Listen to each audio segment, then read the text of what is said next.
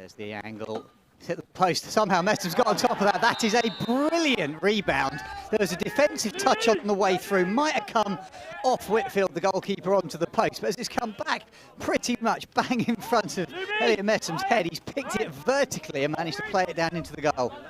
Yeah, really smart corner. I think sort of recognising that their number one runner has been very, very strong. So just using that little slip to kind of create the space for Carson to get the shot off.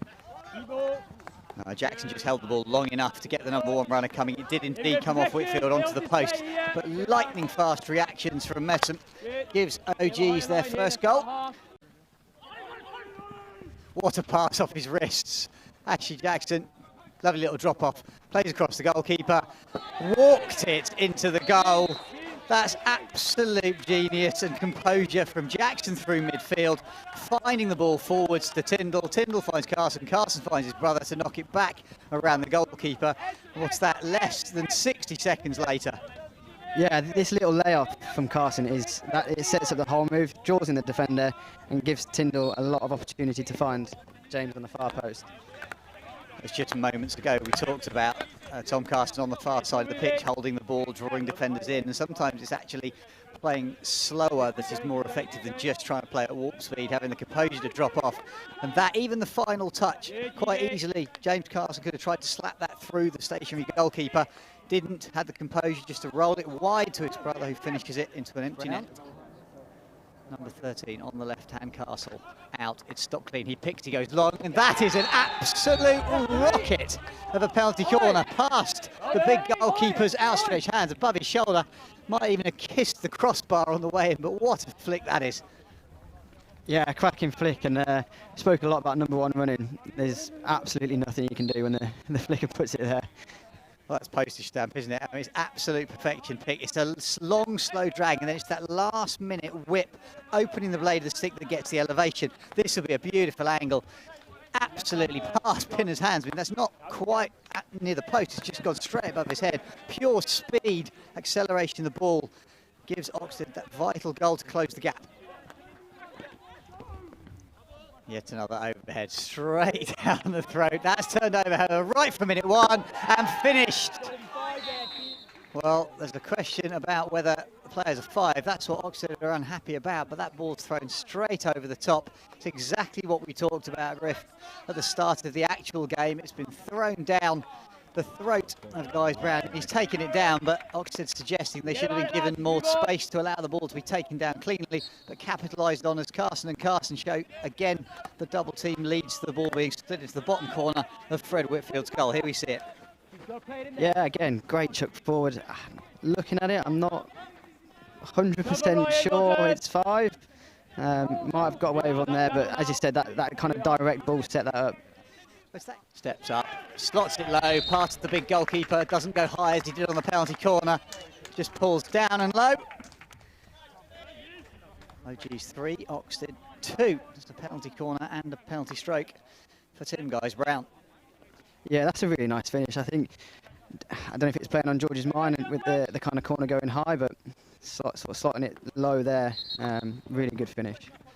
A little bit of confusion between the two. Shrugged off the challenge, driving in one-on-one into the circle, gets it across. Pinner's got it wrong. It's between his feet. He's got absolutely caught up with a horrible touch in front of him, and it's touched in on the far post by Mark Galloway for the equaliser for Oxted. Not quite sure what happened in the middle of the circle. We'll see now. Lovely little bit of movement. Gets in. Ball fed in, must take a touch off Ed Fleet in front of Pinner because he gets his feet completely wrong. If he doesn't, then that's poor goalkeeping from England's number one. Let's see here, does it get a touch? Into the circle, played because it does get a touch. Yeah, Fleet in front of Pinner plays it into the inside of his right foot. First touch into the circle. Challenge from Atkins is a little bit woody. That's in and off the crossbar. What a finish that is! Absolutely drilled in off the crossbar. I think that's Sam Driver who's finished that off, but it was all about Guys Brown on the overhead to start with. Took it down, made such distance. Yeah, phenomenal finish, and I think that's kind of the way they've set up, trying to force it slightly with that overhead. As you said, a great pick from Guys Brown and really direct play. As you said, could have been easy to sort of pick it, transfer it, but now he thought, going to carry it 10-15 yards, play the ball direct into the circle, and a phenomenal finish from Driver there. Driver's absolutely middled it. You don't stop those. That's underside of the crossbar. On a couple of corners, it was the slip flick from Carson that paid dividends. Jackson now, however, going bottom corner, flips it off his wrists, levels the scores, 4 apiece right on the stroke. 35 minutes gone on our time clock. Fred Whitfield finally beaten down to his left-hand side. Jackson's come in, hasn't gone high as he sometimes favours, and he slides that past the goalkeeper's left foot.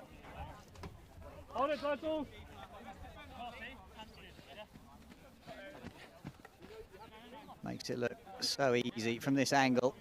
Postman, you've got to say, has stepped outside the line of the post. Straight line, it's a bad injection, it's just slightly off, but it doesn't matter. He's gone past Pinner's left hand. He's gone across. The stopper had to step probably a metre away to get a clean trap, but then Tim Guys round, got it away with enough of an angle. He's either gone round the number 1 runner or he's just dragged it dead straight with pace up past Pinner's left hand. And at half-time here at St George's College, we have the incredible scoreline of Oxted 5, Old Georgians 4.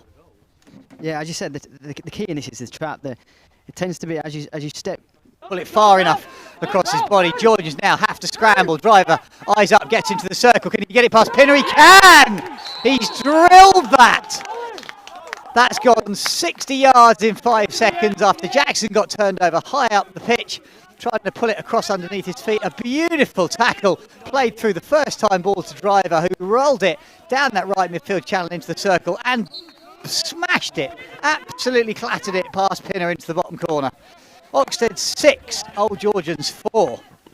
Yeah, I think a nice calm, composed finish from Driver there. Oh, as we're on the attack. Yeah, we're still on the replay, but as we're on the replay, thanks for flagging that up, Lee, we see Old Georgians go back down the other end. I'm running out of paper to write this down, genuinely.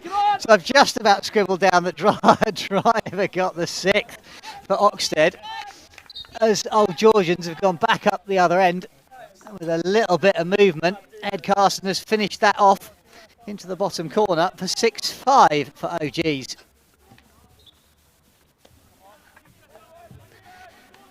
Well, all those defensive chats that the coaches gave at half-time have come to absolutely nothing. A really smart decision just to control the ball and make a 100% pass. Well, that's what you were talking about just moments ago. I lose track, the clock's going down so fast, but you were talking about you'd rather have 5 good controlled attacks than 15 kind of half-baked ones where they're a little bit scrappy and a little bit hopeful. That's a lovely ball in. Good goalkeeping. Blocks that up from Carsten. Denies it, but they've given it back to Tyndall. Tyndall on the backhand! Gets it out somehow from underneath his feet and gets his hands low enough to blade that past the outstretched foot of Fred Wyman. And that is 6-all.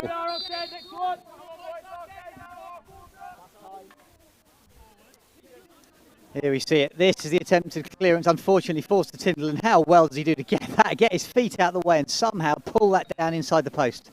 Yeah, I think Oxted will be disappointed they've cleared it down the middle, and that's allowed the chance to be had. Yeah, disappointing. It's that composure. Lewis Fraser just trying to get it clear and just flips it onto Tyndall's stick. Yeah, he's still got a huge amount to do with it. Frustratingly for Ollie Whiteley, he was the player chucking the overheads just moments ago, and it feels like, and I can't say it was, it feels like he's got involved in the mental part of that decision, got things a little bit late, get a little bit heated. Jackson, as we said, goes top bins, you don't stop those. And suddenly, OGs take a slender lead. We have probably 10 minutes left on the clock because of stoppages. That's OGs 7, Oxted 6. An Ashley Jackson penalty stroke gives them the 1-goal lead. I'm glad that graphic just changed because I was looking at it thinking, have I called that wrong? I'm fairly certain I've counted all the goals. Yeah, unbelievable, Simon. I don't think anyone would have guessed we'd see a scoreline quite like this. Jackson will take this. Will he go for the slip behind the body? He does. Can they get the ball away? Carson. That's a brilliant bit of goalkeeping. Absolutely fabulous. Shingles, has he got it away? He has got it away yet again. He got 2 last week. He's got 1 this week. That one isn't going to go to the top of his highlight reel. But with some fabulous goalkeeping on the slip flick by Fred Whitfield, the ball then falls inside the circle. Georgians managed to recycle. We'll see it here.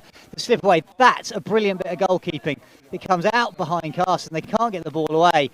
We see on the replay that Shingles hacks at it. If it comes down, Carson manages to keep it in play, but they're away already down that left-hand side. Ed Carson gets it across the goalkeeper. It's fallen through his feet, and that's 2 in probably 30 seconds. All of a sudden, Messam, he scored the first. He's got another one. That is 9, yeah, 9-6. OGs have scored 3 in 3 minutes. Yeah, that's quite incredible. Yeah, I think just before the 8th goal, also heard George Pinner and Ed Fleet at the back discussing what the score was because they weren't quite sure. Again, almost another one for All in, Page plays it across. That is Tyndall to finish. That's goal number 10, double figures for Old Georgians. What an incredible 5 minutes, all about the pressure in the bottom corner, not allowing Oxted to get out of it. It started, I have to say, with the card. All of a sudden, Oxted have been playing a man down, and overall, I think, well, if the man's still here, we thought we saw a green, so that would have been a 2-minute spin. It can't be that, it must have been a yellow. So it has been very much one pace from both sides, albeit an exceptional pace, but it's been one pace. That, however, is the final whistle that lets the players finally draw breath. They started ferociously, they carried it on through all 4 incredible quarters.